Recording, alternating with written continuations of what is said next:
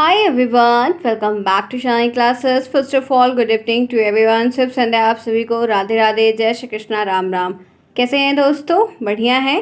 मुझे उम्मीद है बहुत अच्छे होंगे। आज आइए, आपका टाइम हो चुका है, बज रहे हैं रात के 8। हम यहाँ पर आपकी क्लास करते हैं इतने बजे।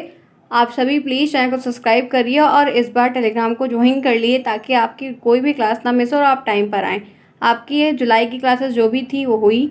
आज लास्ट दिन है, कल से आपका 1 अगस्त का नया टर्न रहेगा, जहाँ पर कोशिश ये होगी कि हर सब्जेक्ट में कम से कम 3-3, 4-4 चैप्टर तो हम कवर कर लें, ताकि कोर्स भी कंप्लीट हो। दिसंबर में एग्ज़ाम आपके फिर शेड्यूल वे में वैसे ही होंगे, ठीक है। तो चलिए आज हिंदी की क्लास स्टार्ट करते हैं। और हिंदी में इस बार कुछ संस्कृत के 1-2 पॉइंट्स इंक्लूड किए गए हैं, फिर आपका हिंदी का कुछ साहित्य का भी है और आपके कौशल से भी संबंधित है, वाचन से संबंधित प्रश्न है, काफ़ी कुछ मिक्स करके हिंदी का पूरा। और साहित्य भी इस बार है, लिटरेचर है, वही जीवनी वगैरह के बारे में फिर से दिया गया, तो काफ़ी कुछ आपको सिमिलर भी मिलेगा डिफरेंट सेमेस्टर्स का लास्ट के फाइनल में। आप जुड़े हैं शानी क्लासेस, सभी का स्वागत है यहाँ पर। टेलीग्राम ज्वाइन करिए ताकि आपका नोटिफिकेशन ना मिस हो और आप टाइम पर क्लास को अटेंड करें। रात के 8 हम यहाँ पर क्लास कर रहे हैं और यही टाइमिंग हमारा फिक्स रहेगा जहाँ पर हम क्लासेस करेंगे। चलिए जानते हैं क्या है। तो सिलेबस में जो स्टार्टिंग है आपकी, वहाँ पर आपको संस्कृत की वर्णमाला से, उनके उच्चारण स्थान से, हलंत से, विसर्ग से, कुछ वाचन और लेखन, 3-4 पॉइंट ऐसे मेजर से दिए गए हैं, उनके बारे में हमको डिस्कस करना है। तो यहाँ पर हम आप 2-3 टॉपिक्स ऐसे हैं जो लेंगे और आपको एक छोटी सी क्लास में ये बात मैं आपको करवाने वाली हूँ। तो स्टार्ट करें आज की इस क्लास को। चलिए, तो संस्कृत वर्णमाला और संस्कृत तो आपने सेकेंड सेमेस्टर में पढ़ी, फर्स्ट सेमेस्टर में पढ़ी और थर्ड सेमेस्टर में पढ़ी कि नहीं पढ़ी? बिल्कुल पढ़ी। तो आपने इस बार माहेश्वर सूत्र के बारे में पढ़ा था, पाणिनि जी का, महर्षि पाणिनि जी का सूत्र पढ़ा था, उसमें काफ़ी कुछ पढ़ा था। आपने इस बार संधि भी पढ़ी थी, आपने वचन भी वगैरह पढ़े थे, तो काफ़ी कुछ संस्कृत में आपने पढ़ा है। शब्द, रूप, लकार, ये सब आपने फर्स्ट में भी पढ़ा था और थर्ड में भी पढ़ा। तो इस बार वो चीज़ें तो नहीं की दी गई हैं, लेकिन वर्णमाला, उच्चारण स्थान ये एक बार फिर से रिपीट किया गया है हिंदी में, तो वो हम ज़रूर जानेंगे। तो चलिए जानते हैं वर्णमाला। अब हिंदी ग्रामर में तो रिलेटेड है, पूरा संबंधित चीज़ों को आप जानते हैं, कुछ चीज़ें इनके बारे में है, ध्यान से देखेंगे। तो पहले मैं आपके साथ एक छोटा सा चार्ट है वो शेयर करना चाहूँगी, जो कि उच्चारण स्थान से संबंधित है। इसको आप सभी को दिख रहा होगा, मुझे उम्मीद है प्रॉपर एकदम क्लियर दिख रहा होगा। अब आप देखिए, आपका ये स्थान का पूरा कॉलम, ये पूरा स्वर का, ये व्यंजन का, और उसके बाद ये आपके स्पर्श, अंतस्थ, ऊष्म और संज्ञा, ठीक है। अब देखिए आपका जो स्थान है, कंठ का, तालु का, मूर्धा का, दंत का, ओष्ठ का, नासिका का, कंठ तालु का, कंठोष्ठ का, दंतोष्ठ का, ये सारे के सारे आपके उच्चारण स्थान है। अब इनमें कौन कौन सा कौन सा स्वर किस पे आता है, कौन सा व्यंजन कहाँ पे आता है, ये बात आपको क्लियर है। तो यहाँ पर आप देख सकते हैं कि का वर्ग जो है, का वर्ग ये आपका कंठ से उच्चारित होता है और उसमें छोटा और बड़ा आ जो है वो आपके कंठ के उच्चारण स्थान से आता है। तो यहाँ पर और हा हलंत लगाते हुए विसर्ग भी इसमें आपके दिया गया है। तो आपको ये बात ध्यान रखनी होगी कि अकु विसर्जनिया नाम कंठा, तो का वर्ग के पूरे आएंगे। आपका जो स्वर है वो आ और बड़ा आ भी आएगा और हा का हलंत वाला भी यहाँ पर आएगा, तो ये आपको ध्यान रखना होगा। इतनी चीज़ें क्लियर। फिर अगर इसके बाद दूसरा इसके नीचे का देखते हैं, तालु का, तो इसमें चा वर्ग पूरा आएगा, या आएगा, सीटी वाला सा आएगा, और ई और बड़ी, छोटी ई और बड़ी ई आएगा, ये भी क्लियर। तो ताला पे से इनका उच्चारण स्थान हो गया। फिर मूर्धा से टा वर्ग पूरा आएगा, री और री आएगा, री और री वाला भी री आता है। ये रा और षटकोण वाला सा मूर्धन से हो गया। ता वर्ग पूरा हो गया, इसमें ली आएगा, ठीक है। ला और सा इसके अंतर्गत आ गए। पा वर्ग में पूरा पा वर्ग आया और छोटा ऊ और बड़ा ऊ भी आया। तो ये उच्चारण स्थान हिंदी में भी पूरे के पूरे आते हैं, हर सेमेस्टर में बारी टू बारी आए हैं, और संस्कृत में भी उच्चारण स्थान आएंगे। उच्चारण स्थान जितने भी आपके वस्तुनिष्ठ है वो पूछे जाएंगे। नासिका के पूरे 5 जो होते हैं, अंगा इंगा अड़ाना मा, जो पांचम वर्ण होते हैं नासिक के वाले होते हैं, ये भी हर बार पूछे जाते हैं, ध्यान रखना। ए और ए आपके कंठ तालु से उच्चारण होता है, ये ध्यान रखना चाहिए। ओ और ओ का कंठोष्ठ से होता है, वा जो होता है दंतोष्ठ से होता है, दंतोष्ठ है। तो ये सारे के सारे आपके उच्चारण स्थान के टेबल है, जहाँ पर ये बात आपको ध्यान रखनी होगी। तो क्या आपको ये आप जितना दिख रहा है सभी को इसका स्क्रीनशॉट ले लीजिए, कुछ चीज़ें अपने पास कलेक्ट करके रखा करिए, क्योंकि हम कभी कभी कुछ चीज़ों को पढ़ते नहीं हैं, तो उसकी जो टेबल होती है या फ्रेमवर्क बनाते हैं ये, तो उससे ध्यान में आ जाती हैं चीज़ें कि हाँ इसके बाद ये है, इसके सब टाइप्स में ये है, ऐसे ऐसे था, तो वो चीज़ें हमारे लिए रिकॉल करना ज़्यादा आसान होता है। क्लियर? चलिए आगे देखिए, इसकी थोड़ी छवि ना बैठाने का प्रयास किए तो आपको चीज़ें बहुत आसान से आपको ये, और इससे प्रश्न बड़े ज़्यादा बनते हैं। चलिए आगे चलते हैं। तो कह सकते हैं कि वर्णमाला शब्द 2 शब्दों से मिलकर बना है, क्योंकि हमको संस्कृत वर्णमाला से तो हम पहले से परिचित हैं।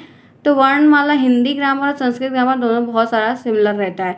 तो वर्णमाला शब्द दो शब्दों से मिलकर बना हुआ है। वर्ण प्लस माला किससे मिला है? वर्ण प्लस माला। वर्ण बराबर अक्षर और माला मतलब समूह, अर्थात वर्णों के समूह को हम वर्णमाला कहते हैं। वर्णों का समूह वर्णमाला कहा जाता है। भाषा की सबसे छोटी इकाई ध्वनि होती है। भाषा की सबसे छोटी इकाई जो होती है वह ध्वनि होती है, और इसी ध्वनि को ही हम वर्ण कहते हैं। वर्णों को व्यवस्थित करने के जो समूह होता है उसको हम वर्णमाला कहते हैं। जो ये वर्ण होते हैं, जब हम इनको व्यवस्थित क्रम में उच्चारण स्थान के हिसाब से रखते हैं तो ये वर्णमाला का स्वरूप ले लेते हैं। पाणिनि जी ने कहा है, महर्षि पाणिनि इनका पूरा नाम है, पाणिनि ने वर्णमाला के 14 सूत्रों को प्रस्तुत किया है। 2 वर्णों में 2 प्रकार को दिया है, एक स्वर दिया, एक व्यंजन दिया है, और संस्कृत वर्णमाला में 46 वर्ण माने जाते हैं।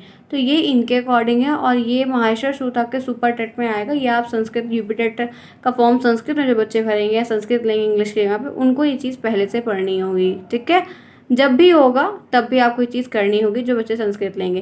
तो ये है पाणिनि जी के माहेश्वर सूत्र, आप देख रहे हैं आप सभी। सबसे पहले तो इसका स्क्रीनशॉट सभी बच्चे ले लें, तो ध्यान रहे, अच्छा रहेगा, बढ़िया रहेगा। तो ये 14 सूत्र हैं, आप देख सकते हैं पूरे। बहुत सारे बच्चों को आज भी ये याद है, तो इनसे प्रश्न कभी कभी बनते हैं आपके, हो सकता है इस बार भी आए, तो ध्यान रखिएगा। इस बार तो readed second semester first semester का जो पेपर हुआ था उसमें पूछ लिया गया था, तो हो सकता है कि पूछा जाए।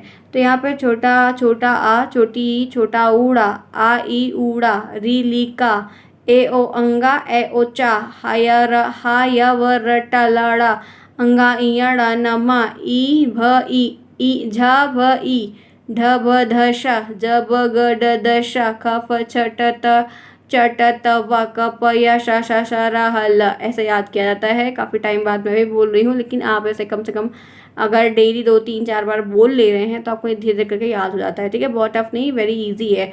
तो आप देख सकते हैं ये आपके स्वर हो गए पूरे के पूरे। फिर यहाँ पे आधा का आपका आया, ठीक है, पहला वर्ण व्यंजन वर्ण, ठीक है। उसके बाद ये देखो चा यहाँ पर आया, फिर आपका ये अंगा यहाँ पर आया। तो जहाँ जहाँ पे बेटा, ये ड़ा, ये माँ, ये ला, ये आप देख रहे हो लास्ट में सब में जो है एक वर्ण है, व्यंजन वर्ण है, वर्ण है। तो वर्ण जो होता है वो उसमें हमेशा हलंत लगाया जाता है, क्योंकि ये अभी आधा है।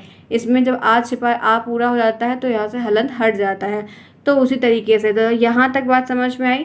अब एक बार मेरे साथ फिर बोलिए तो आपको भी अच्छा लगेगा, और बार बार हम इसी तरह से रिवीजन करेंगे, चीज़ें आसान होंगी। आ ई ऊड़ा, री ली का, ए ओ अंका, ठीक है, अंक पढ़िए, जो भी पढ़िए, अंगा पढ़िए, ए ओ चा, ए ओ चा, हा य व र ट ल ड़, अंगा इया ड़ न म, झ भ इय घ ढ घ ढ ध श, ज ब ग ड द श, ख फ छ ठ त, च ट त व, क प य श श र ह ल। ऐसे करके याद करेंगे तो चीज़ें आपको सिंपल लगेंगी और काम भी आपका आसान हो जाएगा, ठीक है। Simple, clear. चलिए कट्टू में चीज़ें देखो, सिंपल देखो, ताकि हमें रिवीजन बहुत ज़्यादा ना करना पड़े, आराम से हम कर लेंगे। अब बात कर लेते हैं स्वर की। स्वर की भी बेसिक से परिभाषा पूछी जाती है, हमेशा आती है, हम सभी जानते हैं। तो स्वर वर्ण के उच्चारण में किसी अन्य वर्णों की सहायता नहीं, जिन वर्णों के उच्चारण किसी अन्य की सहायता में नहीं लेनी पड़ती, उनको उच्चारित करने के लिए उन्हें हम स्वर कहते हैं। अर्थात लिख सकते हैं जिन वर्णों को स्वतंत्र रूप से हम बोल सकते हैं या बोला जाता है, बोलते आ रहे, वो स्वर होते हैं।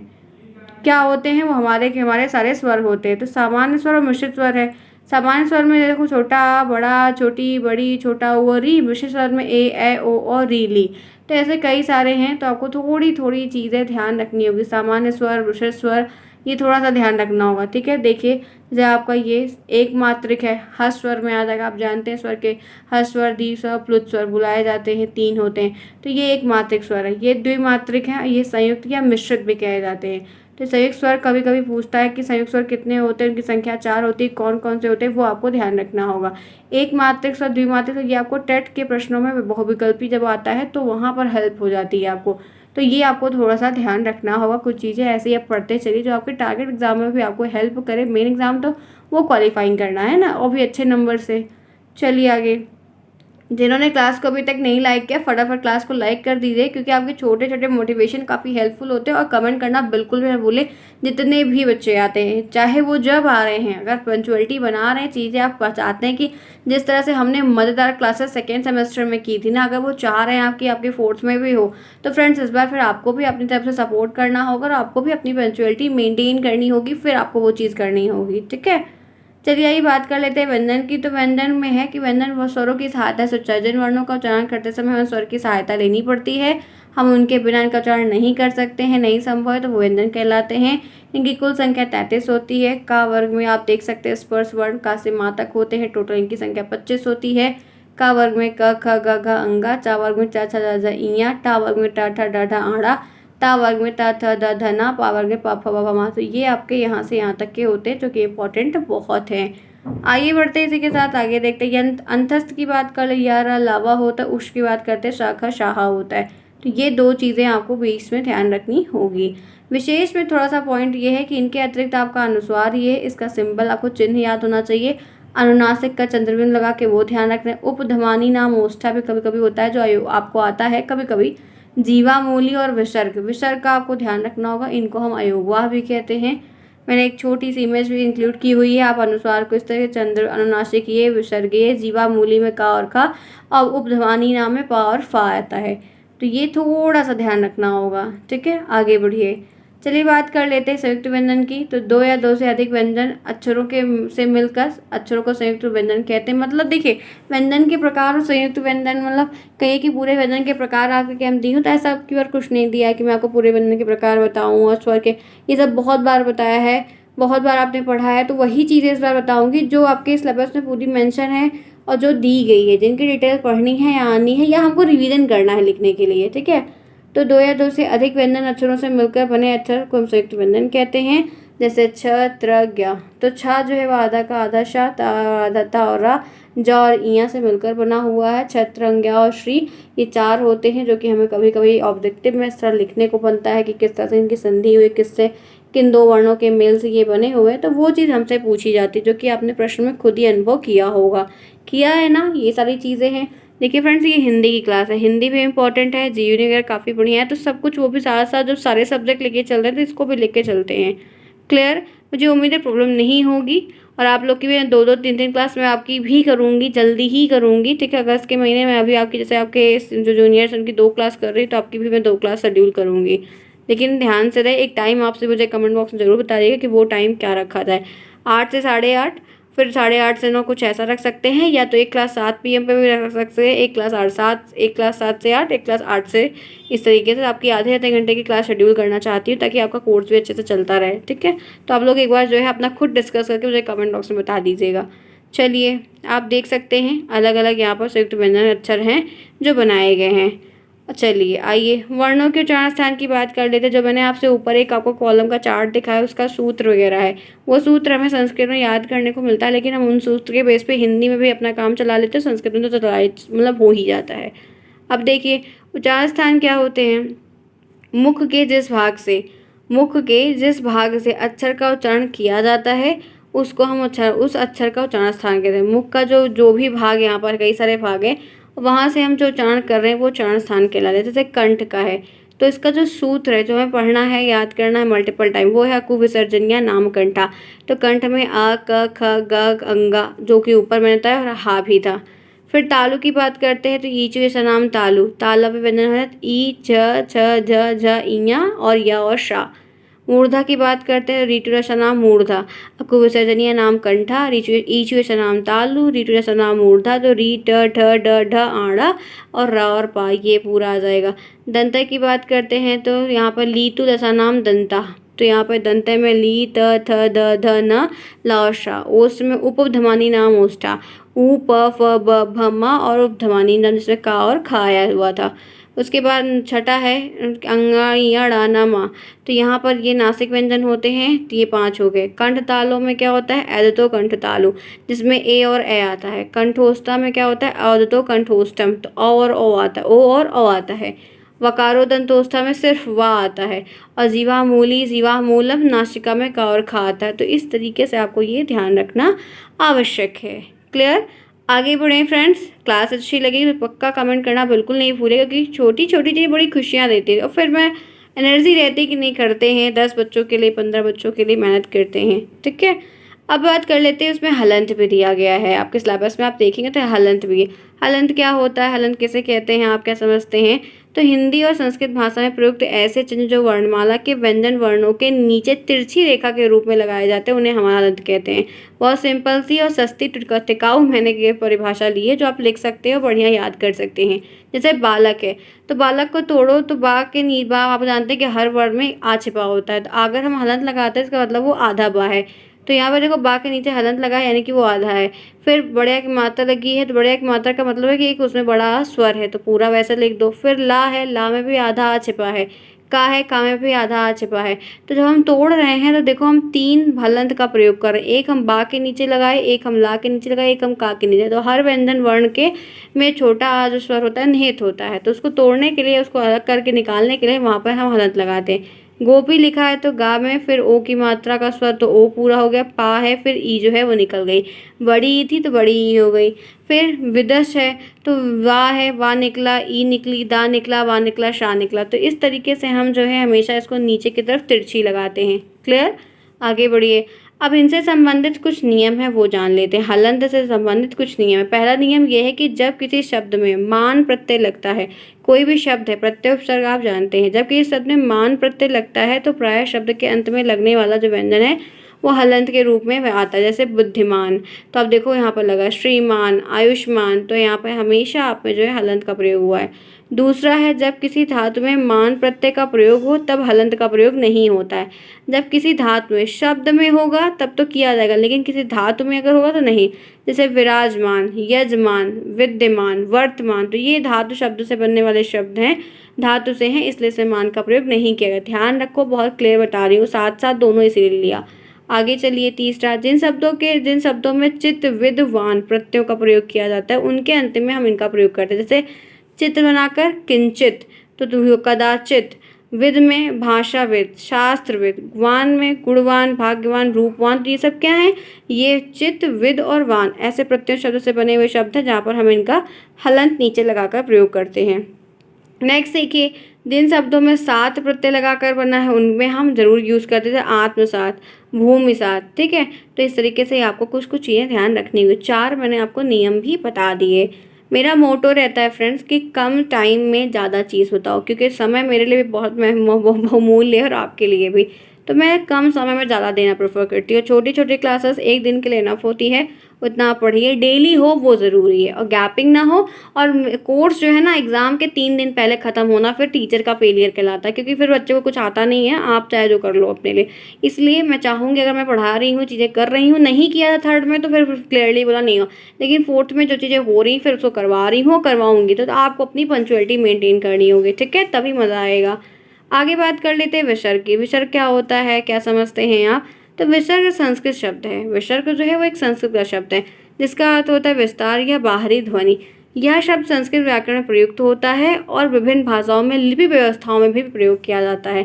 हम विसर्ग का प्रयोग, विसर्ग संधि आप सुने होंगे, और हम विसर्ग का प्रयोग संस्कृत में ही ज़्यादातर करते हैं। हिंदी में वैसा हमें देखने को कहीं कहीं अपवाद स्वरूप है, अदरवाइज नहीं है। ज़्यादा विसर्ग हमारा इनका प्रयोग संस्कृत में ही है। तो छोटी छोटी बातें हैं जो मैंने विसर्ग आपको बताया, ये चीज़ें आज की क्लास में करना चाहूँगी अब ओवर। आज मेरा सिर्फ पढ़ाना, हिंदी का जो मोटो था वो ये था कि थोड़ा सा वर्णमाला के बारे में फिर से बता दी, उच्चारण स्थान को मैंने पूरा बताया, कुछ कुछ और बातें मैंने आपको विशेष तौर पर बताई कि क्या है माहेश और श्रुत, पूरा आपको मैंने 2-3 बार बुलवाया, आप भी साथ में बोलिए और सीखिए। फिर मैंने स्वर और ये बातें कुछ कुछ बताई, फिर व्यंजन के बारे में कुछ चीज़ें बताई हैं। जो जो सिलेबस में इस बार इंपॉर्टेंट हाईलाइटेड दिया गया है वो मैं इस बार कराऊंगी, और उच्चारण स्थान के पूरे सूत्र मैंने आपको बताए, हलंत बताया, विसर्ग बताया। तो फ्रेंड्स आज की क्लास होती है ओवर। मुझे उम्मीद है कि क्लास बहुत अच्छी रही होगी, आपको समझ में भी काफ़ी बढ़िया आया होगा। इसी तरीके से मिलेंगे फिर हम सेम टाइम पे कल 8 बजे अपनी क्लासेस को करेंगे। अगर मैं और क्लास आपके शेड्यूल कल से कर पाई तो आपको टेलीग्राम पर ज़रूर बता दूँ, लिंक आपको कमेंट बॉक्स में मिलेगा, आपको हर चीज़ बताई जाएगी, बेस्ट से बेस्ट रहेगा। और आपकी नोट्स भी प्रिपेयर हो रही है, तो आप सभी जो भी बच्चे चाहते हैं कि लेंगे तो वो अपना टेलीग्राम से शिव सर से कॉन्टैक्ट करके कुछ दिनों बाद, फिलहाल अभी नहीं, ज़्यादा 2-3 दिन बाद, 5 दिन बाद, तो आपको चीज़ें बताएंगे हम, आप कर लीजिएगा, ठीक है। मिलते हैं फिर नेक्स्ट में, तब तक के लिए take care, bye bye, see you soon, best of luck.